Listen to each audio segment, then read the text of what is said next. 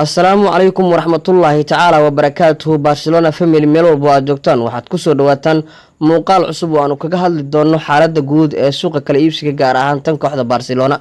inta aanu barnaamijka guda galin haddii aad ku cusub tahay channelka Barka 252 fadlan subscribe saar si ay kuu soo gaaraan muuqaaladeena soo socda. muuqaalkana share gare mahadsanidin. aynu ku horeynay ciyaaryahanka reer Uruguay ee weerarka kaga ciyaara naadiga Barcelona ayaa laga yaabaa in bisha December oo kooxda ka tago sida ay sheegayaan wararka qaar maadaama kooxdu ay doonayso in bedelkiisa ay la soo wareegaan. naadiga Barcelona ayaa diyaar u ah in qadka dhexe ee reer France ee N'Golo Kante ay ku bedeshaan ciyaaryahanka reer Brazil ee amaahda ugu ciyaara kooxda kubadda cagta ee Bayern Munich ee Philippe Coutinho dhamaadka xilli ciyaareedkan sida laga soo xigtay majalada Mundo Deportivo.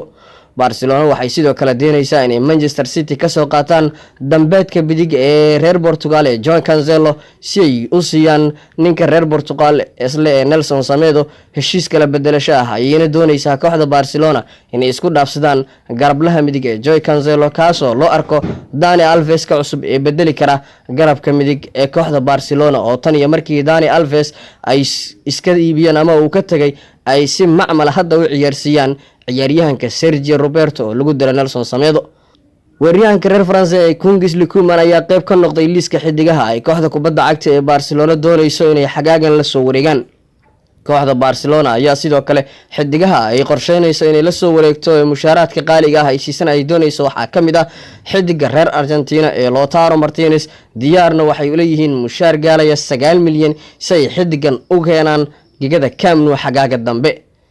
waa kay qodobka ugu muhiimsan ee adiga si gaar ah ku soo jiitay fadlan nala wadaag. sidoo kale haddii uu jiro qof aad jeclaan lahayd inuu warkan kula daawado share u dheh channelka Barka 252 fadlan rukumo channelkan haddii aad ku cusub tahay. inta muuqaalka xiga isku arki doono sidaas nabadgelyo.